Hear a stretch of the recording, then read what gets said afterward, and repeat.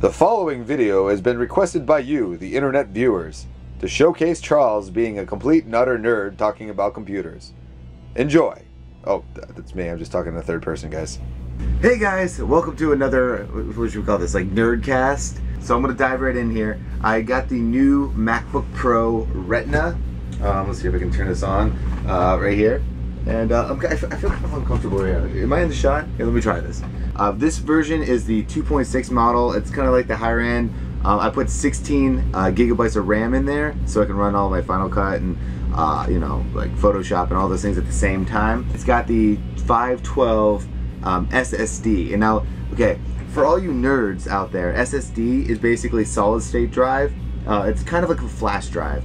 I guess it actually is a flash drive. It's the same things that are like iPods and iPhones. You know, like there's no spinning drives anymore. Like, I mean, if you remember the old iPods, how they used to have that spinning drive and they would boot up and then you can feel them like clicking when they got bad. There's no spinning drive, so they just kind of are always on. So it's incredibly fast. I just wanted to show you kind of a couple things. First off, here, let me go get the box. I'm so unprepared. This is the box that comes in. It's a very standard Apple product box. It's a little thinner actually than the other MacBook Pro boxes. I have this like really weird obsession with opening, so does Allie, opening new Mac products.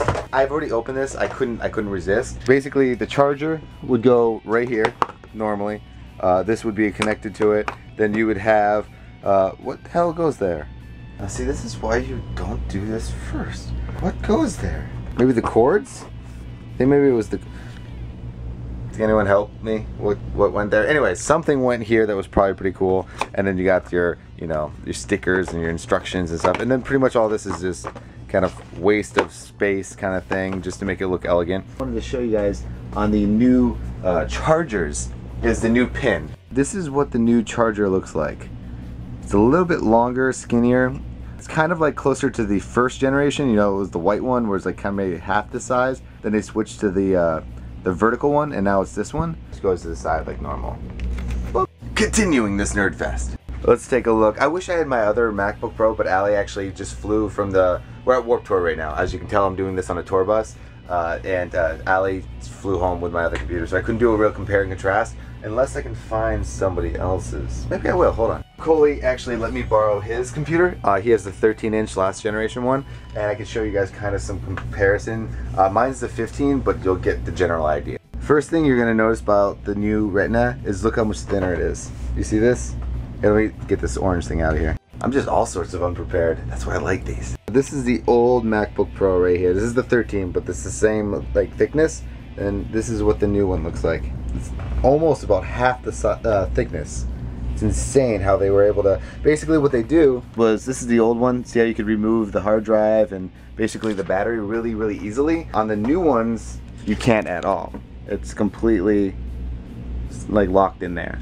So that's one of the main downsides, the new ones, is that, you know, if you want to replace the battery and stuff, it's going to cost like, I think maybe $200, and you have to send it to Apple or take it to an Apple, you know, Apple repairman. There are also some other changes on how they were able to make this like so thin. The first thing, if you look on the sides, right here and right here, you're gonna notice there's no CD drive. Is that the side with the CD drive? That's the side with it. So you got your standard USB. I think it's USB 3.0. You got your HDMI, your SD card reader, and on the other side you have your input for your, you know, headphones, another USB to Thunderbolt, and then your plug. Pretty standard stuff, guys. Let's just get into the nerd fest part. This is the part where I think all you guys are concerned about is the difference between the screens and how fast it is. So what I'm going to do is I'm going to turn this one off. Let's shut this one off first. Shut it down. Okay, it's shutting down. I just gotta realize, do you think I'm the only guy on this entire tour right now that's geeking out about a computer? 1, 2. See how long it takes to boot up.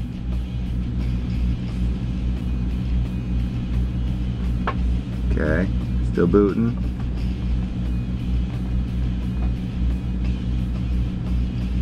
14 seconds! You don't believe me? I'll do it again. And sleep. Sleep. Sleep. Sleep. Alright, take 2. Up. Up. Take 2.5. 1, 2. Up. got a tweet. There, what was it, 14.6?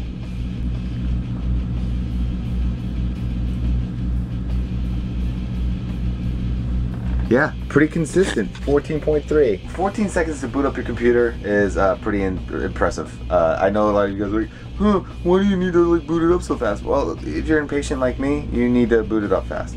Here's another fun trick. Let's see here. We're gonna open up all the applications at the same time. Okay, we're just gonna go into applications, we're gonna select all, and we're just gonna do it all at once. Ready? Still going. Isn't that pretty impressive? Just open up movies and everything. Final Cut Pro, iMovie, and it's done. Right? Just to show you what kind of stuff it opened. You know, like, you know, the big ones like Final Cut, you know, Photoshop, iTunes, there's GarageBand, iPhoto, all that stuff. Now why don't we close them all at once? Force quit, select all, force quit. And that's it. That was like less than 10 seconds. That is a huge thing. The biggest thing for me, and probably a lot of you guys on you know, YouTube, is the importance of Final Cut Pro, how it runs and how fast it is. I'll just open up Final Cut Pro really quick. 1, 2, 3, 4, 5 seconds. You got a 12.5 minute video just waiting for you. That was the last video I did. That was actually yesterday's video. And I think when I actually exported it, 12.5 at 1080p took around maybe an hour. That's the processing. This is the quad core, by the way. So that's actually the processing power, which is insane. Yeah, it's so powerful. Now, as far as all you YouTube nerds are concerned with like exporting and compression and converting and all that stuff for your videos, check this out. Let's just take a random file from earlier in this review, like Vlogception, okay, right? I use a thing called MPEG Stream Clip. It's free and it lets you convert things. Let's see here, just do a standard export to QuickTime. Do H.264. Okay, it's 1080. We'll keep the audio the same. This is about 137 megabytes. Just watch how this compresses right now. Ready? Get these quad cores go to work. Right there. Look how fast that's going. Normally this would probably take anywhere from 4 minutes, 5 minutes on the old ones. All you video editing nerds, it's quite nice. And one of the biggest things, obviously, on the new MacBook Pros is the Retina Display. I don't really have, I guess I can use Coley's, hold on. Scratch that, I don't know Coley's password, so I can't. But just, trust me, there's a big difference. So if you go into displays, you're gonna see something a little bit different now. It's gonna be like this, where you can have the best for the Retina display, and they'll change it. Then here's the larger text, where it just gets, you know, obviously bigger and bigger. But I don't know if you guys can tell, this is actually a computer screen right now. See how clear everything is? More pixels than your eye can actually see.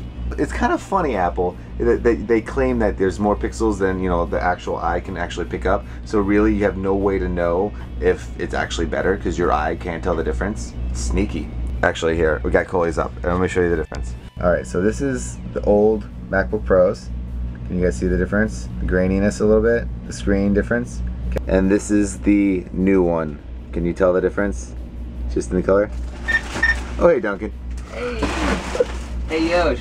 See, the tricky thing about the Retina display is it's kind of hard to see through a computer because you could be watching it on something that's not a Retina display. So I just recommend going to the Apple Store or whatever, the Best Buy or anything like that that might have them, and just comparing yourself, and that's the only way to truly see the difference. But the best way to like explain it would be the difference between the iPhone 3G and then the iPhone 4 and the 4S. You know, like it's like night and day. So that's pretty much it. It's an incredible machine. I am really, really happy with it. It's so light, it's super small. The processing power makes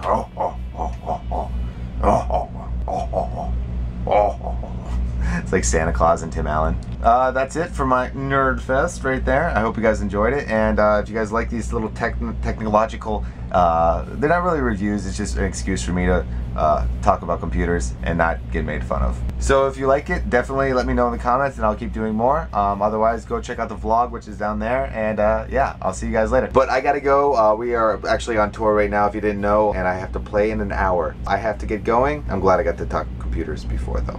Hope you enjoyed that Nerd Fest. Click here and check out today's vlog, and I'll see you tomorrow. My movie phone voice is pretty good, right? Yeah? Good?